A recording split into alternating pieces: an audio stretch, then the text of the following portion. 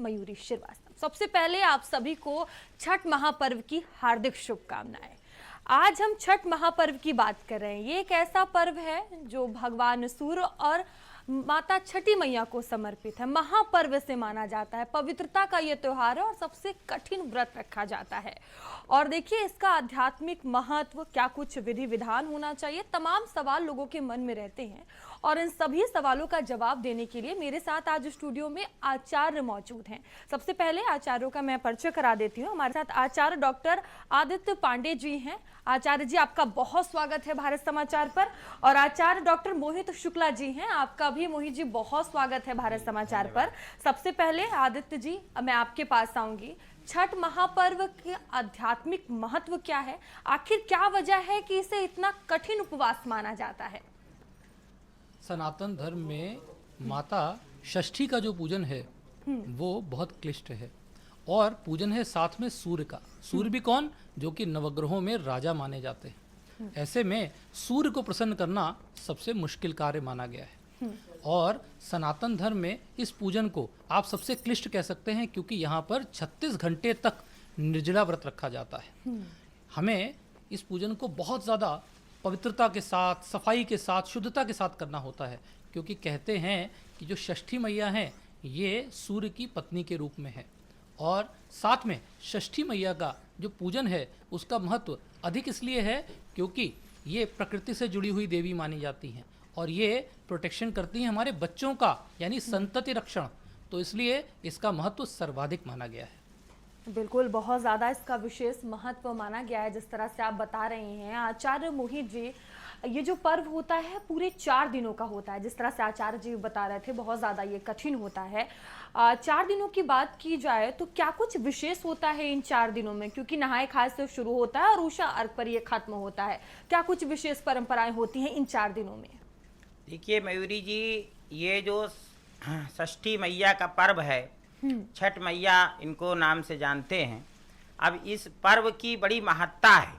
कारण इसका ये है कि सनातन धर्म के 2 प्रबल स्तंभ जो कहे जाते हैं, श्री राम और श्री कृष्ण, उन्होंने भी जिस पर्व को मनाया, जिनकी उपासना करी, वो ये महान पर्व छठ मैया का पर्व है। अब देखिए कि भगवान राम ने 14 वर्ष के वनवास में 12 वर्ष तक निरंतर सूर्य उपासना करी और उस सूर्य उपासना को आधार मानते हुए इस पर्व में सूर्य की उपासना की जाती है और भगवान सूर्यवंशी भी कहलाए। इसके साथ में आप देखिए कि जब भगवान 14 वर्ष वनवास पूर्ण करके आते हैं तो माता सीता के साथ में इस उपवास को करते हैं, पूरे विधि विधान से छठ पर्व मनाते हैं और उनको महान चक्रवर्ती साम्राज्य की प्राप्ति होती।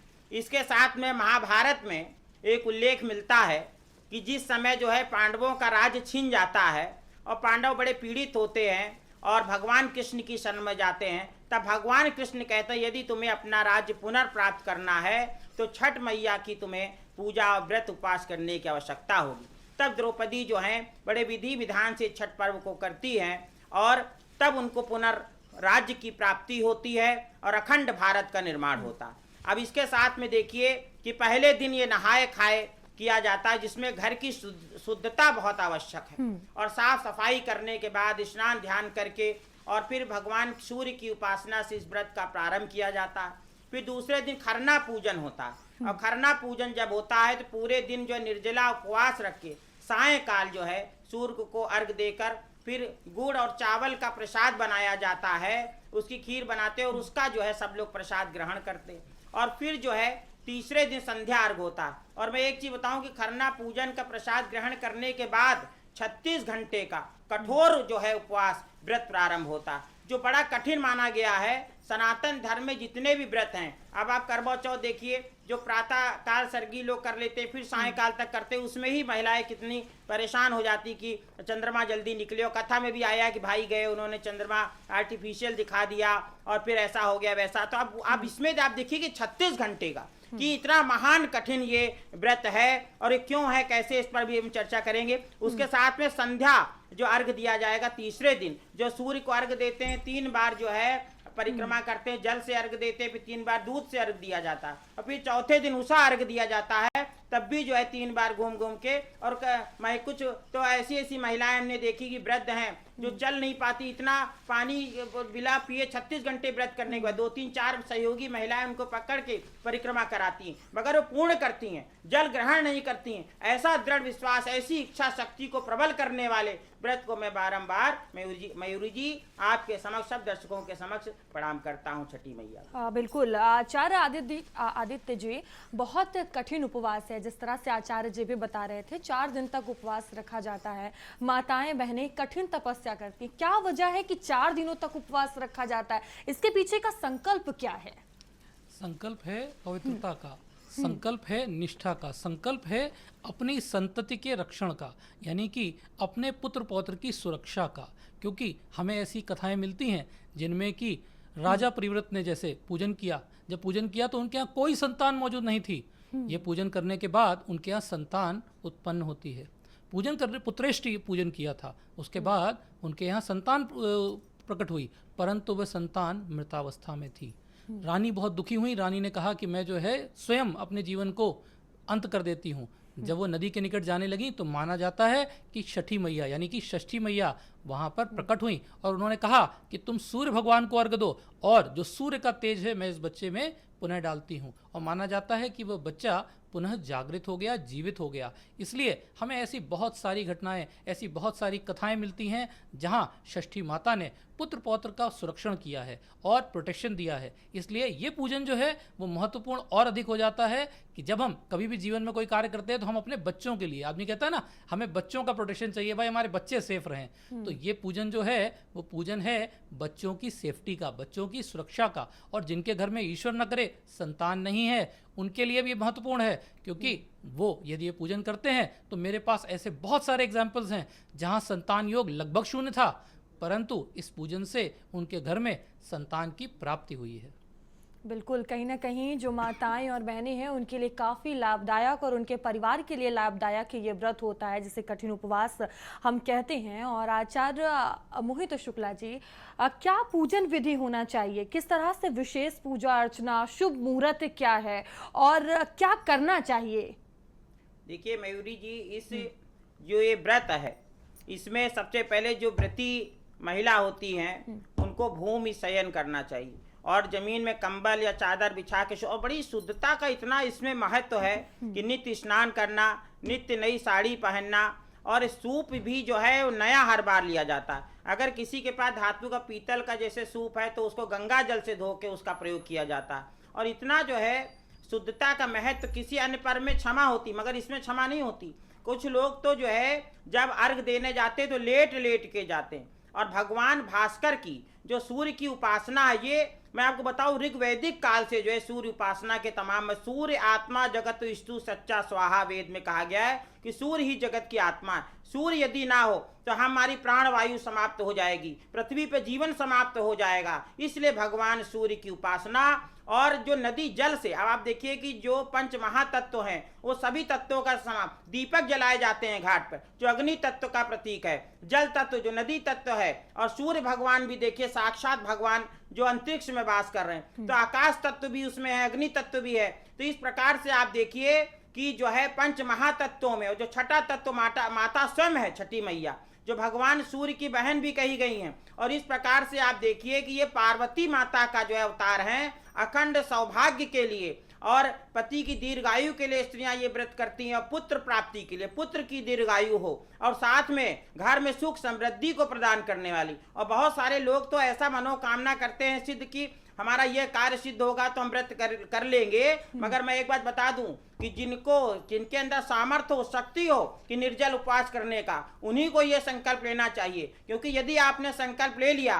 तो आपको कम से कम 3 या 5 व्रत अवश्य करने पड़ेंगे 5 वर्ष तक। और कई बार तो शास्त्रों में ये भी वर्णन है कि जो व्यक्ति इसको उठाता है फिर उसके घर में जब बहू या कोई और इसको उठाता तब तक वो करता है, कहीं ऐसी परंपराएं भी हैं। तो आप अपना सामर्थ्य देख के कि आप 36 घंटे, क्योंकि इसमें किसी भी स्थिति में अगर कोई पानी पी ले या हड़बड़ी में बचकानी हरकत कर दे तो उसकी क्षमा नहीं है और तत्काल दंड भी प्राप्त होता है। तो इसमें कई बार क्या होता है, जैसे किसी की मृत्यु हो जाए, कुछ हो जाए, तो उस समय ये व्रत नहीं किया जाता, उस वर्ष नहीं किया जाता छठ पूजा। तो इसलिए आप श्रद्धा से भक्ति से से पूजा में सम्मिलित हो सकते हैं। फलाहार रख लीजिए, व्रती मुख्य व्रती मत बनिए, निर्जला वाला उपवास करने का संकल्प मत लीजिए अगर आपके सामर्थ्य नहीं है। मैं पहले ही दर्शकों को बता देना चाहता हूं, यदि सामर्थ्य हो तो भक्ति श्रद्धा, अन्यथा आप सहयोगी के रूप में कार्य कर सकते हैं, आप सहयोग कर सकते हैं व्रती का, उसमें भी बड़ा पुण्य मिलता है। आप फलाहार रहिए। और एक चीज में मुख्य है, सात्विकता का बड़ा नियम है, और प्याज लहसुन का तो नाम भी लेना वर्जित है बिल्कुल। और इसमें जो है बिल्कुल अंडा मांस मछली ये सब इससे बिल्कुल स्वप्न में भी नहीं सोचना चाहिए। पूर्णतः सात्विक ये उपवास है, और ये प्रकृति की उपासना का संदेश हमें देता है। ये व्रत देता है संदेश कि यदि प्रकृति स्वच्छ रहेगी, यदि हमारे सूर्य और भगवान की पराबैंगनी किरणें जो पृथ्वी पर पड़ रही हैं उनसे किसी प्राणी को नुकसान ना हो, हमारी नदियां स्वच्छ हों, ऐसा संदेश। अगर नदियां स्वच्छ नहीं, व्रत उपवास कैसे करेंगे? इसीलिए हम जल में खड़े होके हम जब पूजा करते हैं तो वर्ष भर आप नदियों को स्वच्छ रखेंगे तभी छठ पर्व मना पाएंगे। ये सारे संदेश हमें देने वाला ये महापर्व है। मुझे लगता है कि विश्व में इससे महान पर्व और कोई हो नहीं सकता जो प्रकृति संरक्षण का संदेश देता है। बिल्कुल, तो देखिए ये ज़रूरी बात है जिस पर आपको ध्यान देना है। आचार्य जी, जिस तरह से आचार्य जी बता रहे थे कि इसमें भूल चूक माफ़ नहीं है, ये ऐसा उपवास है, तो जो हमारे भक्त हैं, दर्शक हैं, क्या उन्हें नहीं करना चाहिए इस उपवास के दौरान, वो आप बता दें। सबसे महत्वपूर्ण है कि घर में स्वच्छता बरकरार रखें, स्वच्छता रखें, पूरा घर साफ रहना चाहिए। उसके बाद जिस सूप का प्रयोग करेंगे, जो पूजा के आपके बर्तन हैं वो भी स्वच्छ होने चाहिए। अगर स्वच्छ नहीं है तो स्वच्छ कर लीजिए, गंगा जल का प्रक्षेपण कर लीजिए। और साथ में ध्यान रखेंगे कि इस पूजन में तो नमक का भी प्रयोग नहीं होता, उसकी जगह प्रयोग अगर करना है तो सेंधा नमक का प्रयोग किया जाता है। यहाँ पर प्रकृति से जुड़ी हुई जो चीज़ें हैं उनका प्रयोग है, जो फल का प्रयोग है, जो मिष्ठान का प्रयोग है, वो भी बहुत सादा खाना है। तामसिक खाना बिल्कुल वर्जित है।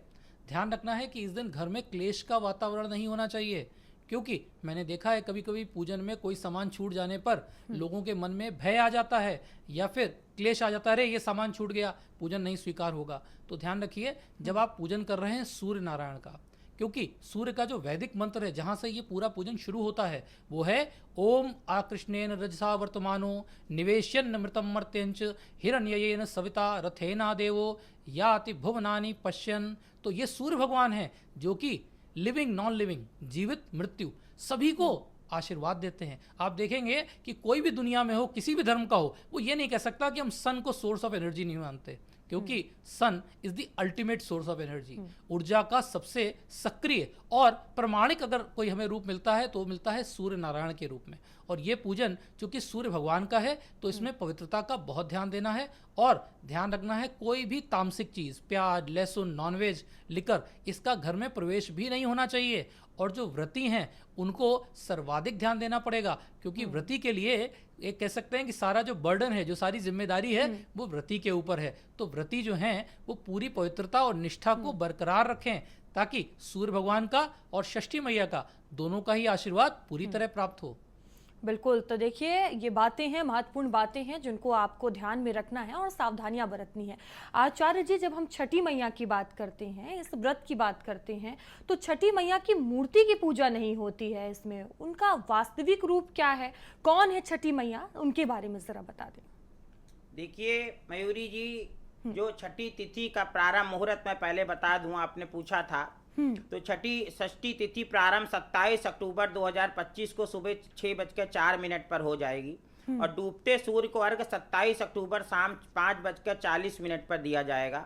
षष्ठी तिथि की समाप्ति 28 अक्टूबर सुबह 7:59 7:59 AM पर होगी, और उगते सूर्य का अर्घ 28 अक्टूबर को सुबह 6:30 बजे 6:30 AM पर होगा।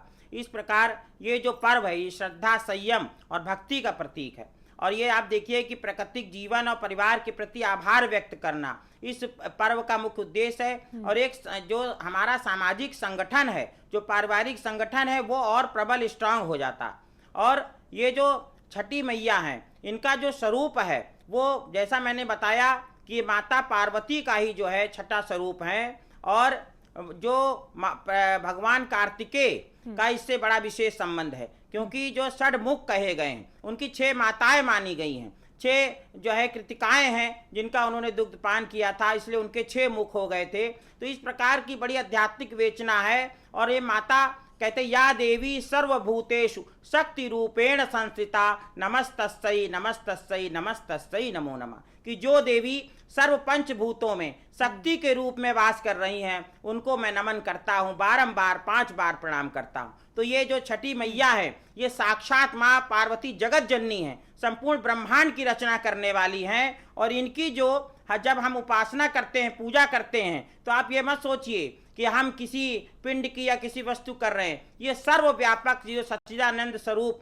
माँ जगत जननी है, हम उनकी उपासना करें। और इनका मैं मंत्र भी बताऊं, षष्ठी देवी का जो स्तोत्र मैं दर्शकों को सुनाना चाहता हूं संस्कृत में। नमो देवये महादेवये सिद्धये शांतये नमो नमः, शुभाय देवी सेनाय षष्ठी देवये नमो नमः, वरदाय पुत्रदाय धनदाय नमो नमः, सुखदाय मोक्षदाय षष्ठी देवे नमो नमः, धनम देहि प्रियाम देहि पुत्रम देहि सुरेश्वरी, धर्म देहि यशो देहि षष्ठी देवे नमो नमः।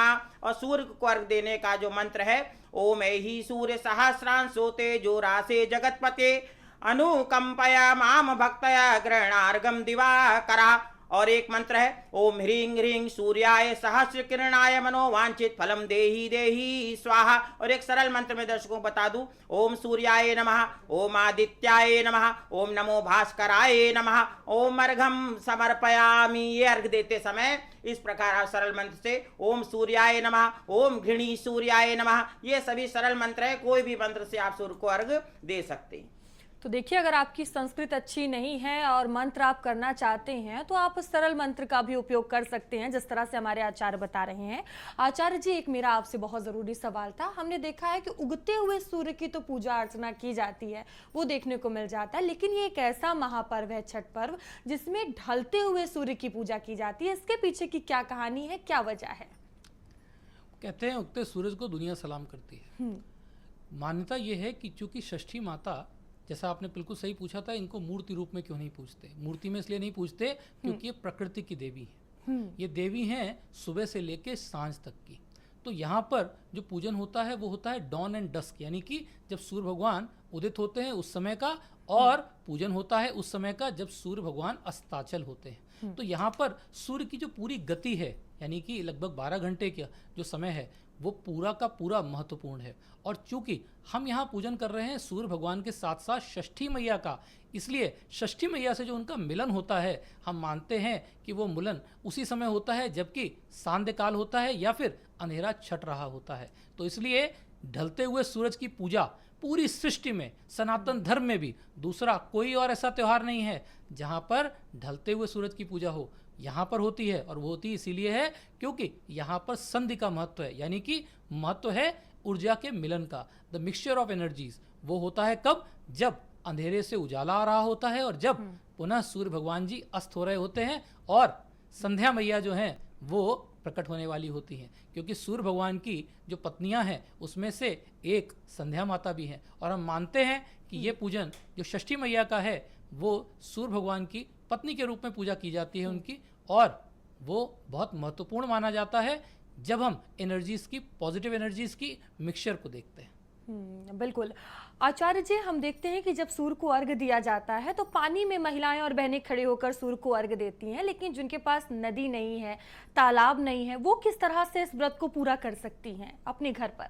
देखिए, आज ये जो है, जो पर्व है वो पूर्वी उत्तर प्रदेश, बिहार और झारखंड तक ही सीमित नहीं है, अपितु संपूर्ण भारत वर्ष में फैलता हुआ विश्व भर में फैल गया। क्योंकि जो छठी मैया के साधक पूरे विश्व में जैसे जैसे गए वैसे वैसे महापर्व मनाया जा रहा। तो बहुत हर देश का अलग अलग कानून होता है।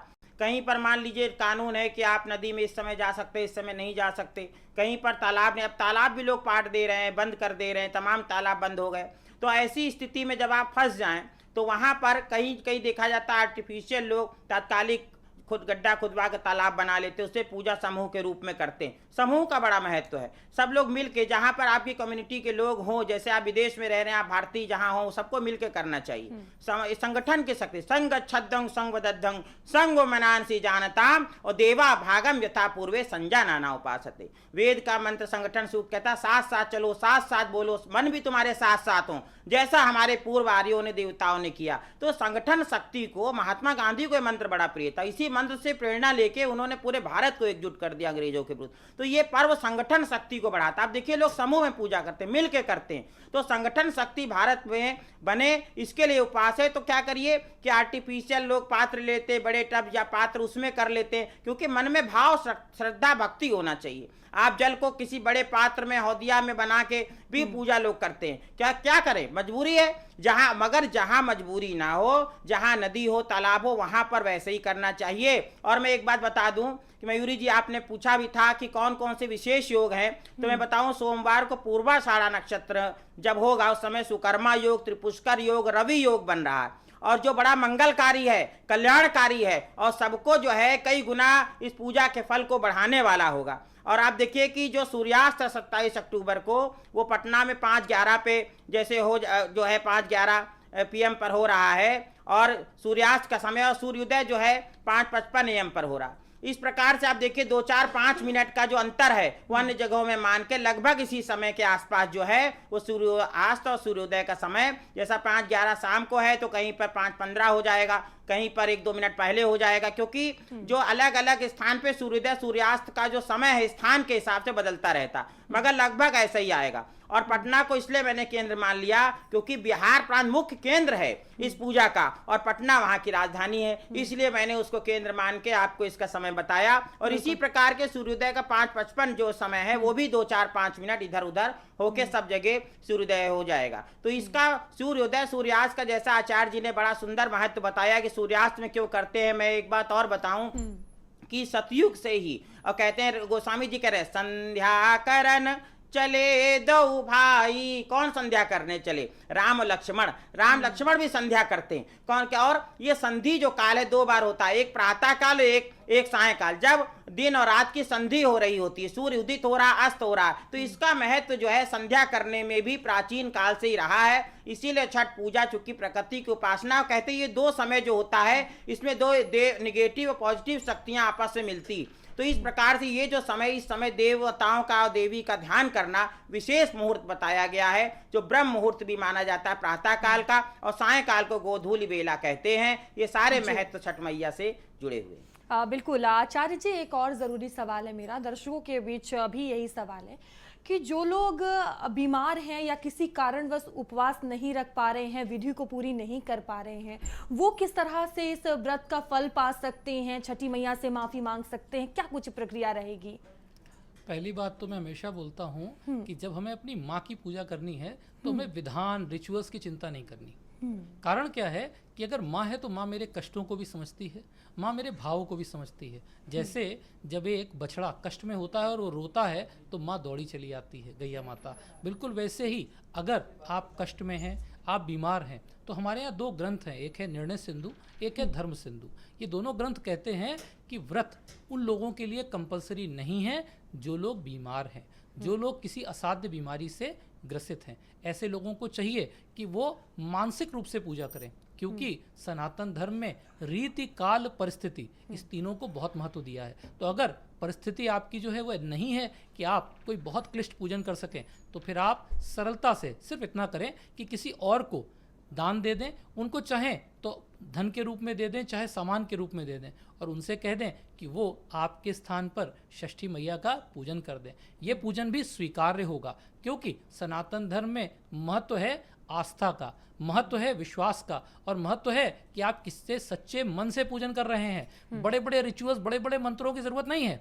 आप देखेंगे कि बहुत सी ऐसी माताएं बहनें हैं जिनको कोई मंत्र नहीं आता, पर बड़ी शिद्दत के साथ, बड़े विश्वास के साथ वो भी जाती हैं और षष्ठी मैया को प्रणाम करती हैं, और उनको भी पूरा आशीर्वाद मिलता है। क्योंकि महत्वपूर्ण ये नहीं है कि मैंने संस्कृत के कौन से बड़े बड़े मंत्र पढ़े, इम्पॉर्टेंट ये है कि जब मैंने पूजन किया मेरा मन कितना शुद्ध था, मेरे विचार कितने शुद्ध थे। तो इसलिए कोई बड़े मंत्र की आवश्यकता नहीं है। आप देखेंगे बहुत सी ऐसी माताएं बहनें हैं जिन्हें कोई मंत्र नहीं आता, कोई स्तोत्र नहीं आता, वो बस जाती हैं षष्ठी मैया को सच्चे मन से पुकारती हैं और पुकार करके प्रकृति का आशीर्वाद लेती हैं, सूर्य भगवान की ऊर्जा को अपने घर में लाती हैं। और चूंकि ये परिवार के साथ मनाया जाने वाला त्यौहार है, आप देखेंगे व्रती के साथ में पूरा परिवार साथ में होता है। बिल्कुल, कहीं ना कहीं बस ये समझा जा सकता है कि भाव जरूरी है। जब आप पूजा पाठ कर रहे हैं तो आपके भाव कैसे हैं। और आचार्य जी, आप दोनों का ही बहुत बहुत धन्यवाद हमारे साथ भारत समाचार से जुड़ने के लिए और तमाम जानकारियां साझा करने के लिए। और जाते जाते मैं भी अपने दर्शकों से यही कहूंगी कि भगवान सूर्य और छठी मैया आप सभी पर कृपा बनाए रखें और आप बने रहिए भारत समाचार के साथ। नमस्कार।